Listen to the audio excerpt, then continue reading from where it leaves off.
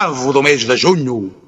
E então, operários, mineiros, pescadores e ganhões, marçanos e carpinteiros, empregados dos balcões, mulheres adias, pedreiros, reformados sem pensões, datilógrafos, carteiros e outras muitas profissões souberam que o seu dinheiro era a presa dos patrões. A seu lado também estavam jornalistas que escreviam, atores que se desdobravam, cientistas que aprendiam, poetas que estrebuchavam, cantores que não se vendiam, mas enquanto estes lutavam, é certo que não sentiam a fome com que apertavam os cintos dos que os ouviam. Porém, cantar é ternura, escrever constrói liberdade, e não há coisa mais pura do que dizer a verdade.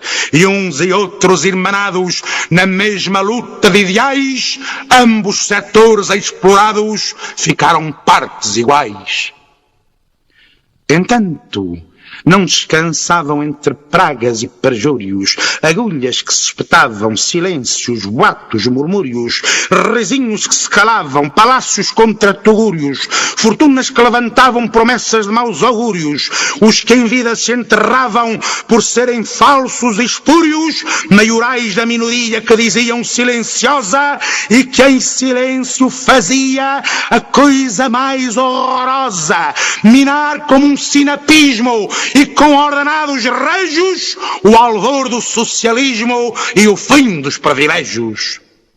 Foi então, se bem vos lembro, que sucedeu a vindima. Quando pisamos setembro, a verdade veio acima, e foi um mosto tão forte, que sabia tanto abril, que nem o medo da morte nos fez voltar ao redil. Ali dissemos, não passa! E a reação não passou. Quem já viveu a desgraça odeia quem desgraçou. Foi a força do outono mais forte que a primavera que trouxe os homens sem dono de que o povo estava à espera. Foi a força dos mineiros, pescadores e ganhões, operários e carpinteiros, empregados dos balcões, mulheres adias, pedreiros, reformados sem pensões, datilógrafos, carteiros e outras muitas profissões que deu o poder cimeiro a quem não cria os patrões. Desde esse dia em que todos nós repartimos o pão, é que acabaram os bodos, cumpriu-se a revolução.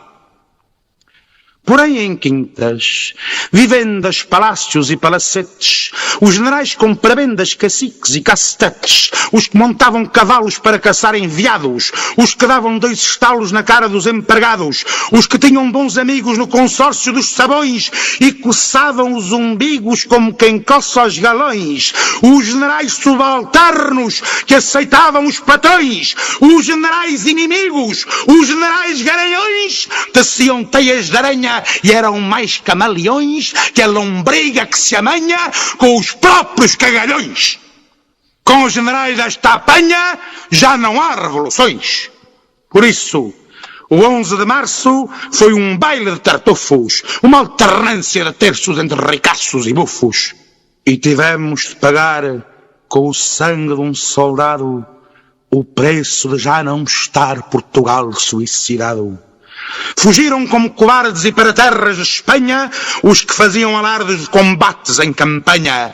E aqui ficaram de pé, capitães de pedra e cal, os homens que na Guiné prenderam Portugal. Os tais homens que sentiram que um animal racional opõe àqueles que o firam consciência nacional. Os tais homens que souberam fazer a revolução porque na guerra entenderam o que era a libertação. Os que viram claramente e com os 5 sentidos morrer tanta gente que todos ficaram vivos. Os tais homens feitos de aço, temperado com a tristeza que envolveram no abraço toda a história portuguesa. Essa história tão bonita e depois tão maltratada por quem viveu a desdita da história colonizada. Dai ao povo que é do povo, porque o mar não tem patrões. Não havia Estado Novo nos poemas de Camões. Havia sim a longura e uma vela desfraldada para levar a ternura à distância imaginada. Foi este lado da história que os capitães descobriram, que ficará na memória das naus que de abril partiram, das naves que transportaram o nosso abraço profundo aos povos que agora deram novos países ao mundo.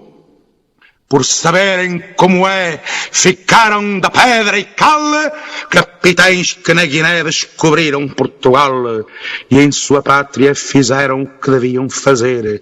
Ao seu povo devolveram o que o povo tinha a ver. Bancos, seguros, petróleos que ficaram a render ao invés dos monopólios para o trabalho crescer. Guindastes, portos, navios e outras coisas para erguer. Antenas centrais e fios de um país que vai nascer.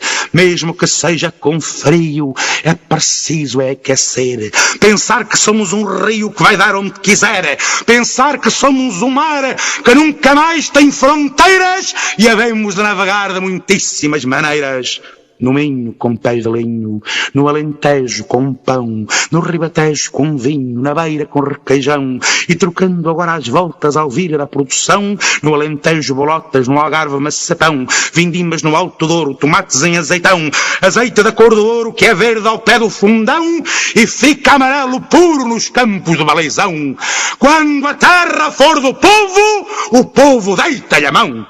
É isto a reforma agrária em sua própria expressão. A maneira mais primária de nós termos um quinhão da semente proletária da nossa revolução. Quem a fez era soldado, homem novo, capitão, mas também tinha a seu lado muitos homens na prisão. De tudo que Abril abriu, ainda pouco se disse. Um menino que sorriu, uma porta que se abrisse, um pão que se repartiu, um capitão que seguiu que a história lhe perdisse, e entre vinhas, sobredos, vales, socalcos, searas, serras, atalhos, veredas, lesírias e praias claras, um povo que levantava sobre um rio de pobreza a bandeira em que ondulava a sua própria grandeza. De tudo o que Abril abriu, ainda pouco se disse, e só nos faltava agora que este Abril não se cumprisse. Só nos faltava que os cães viessem ferrar o dente na carne dos capitães que se arriscaram na frente de todos nós, povo soberano e total, que ao mesmo tempo é a voz e o braço de Portugal. Ouvi banqueiros fascistas, agiotas do lazer, latifundiários machistas, balufos verbos de encher e outras coisas instas que não cabe aqui dizer, que aos capitães progressistas o povo deu poder.